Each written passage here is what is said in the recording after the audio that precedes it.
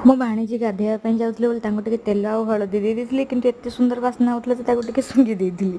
तो ये मो अजा चा बसैथिले देखंतु आसीचंती आम घर को अजा माने ये होजन मो अजा ससुर से एठी बसिकी बही पढुथिले तापर से बसी पड़ले चा पीवा पई तांको चा दे दिले तापर मु पळे आसले किचन को जेतु कुमार पूर्णिमा थिला निहाती पिठा तो हबो एठी मो चकुली सहित छतु तरकारी कर देइथिले तापर एठी हम झियो रेडी हे जाइथिले पिंधा पिंधी करिके किंतु रेडी हेबा पूर्वरु तांकर ए वीडियोटा थिला सेडा मु तांको खुआई दोउथिली तापर पुणी मु पिठा काम रे लागि गली एठी मा तांकर काकरा आ बरा से सबु निजे गढ़ी मु बास छाणी देइची एठी मु प्रथमे जुआर मारुचे कारण तेल न छिटकू आ जुआर भी करिया दरकार रोसे करबा पूर्वरु।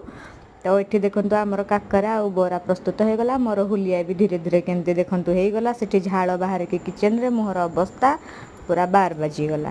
तो ये किसी आज आम दिनटी गला तो आपण घर पिठापणा आज होना ना निहाती कमेंट करंतु। Thank you. जय जगन्नाथ।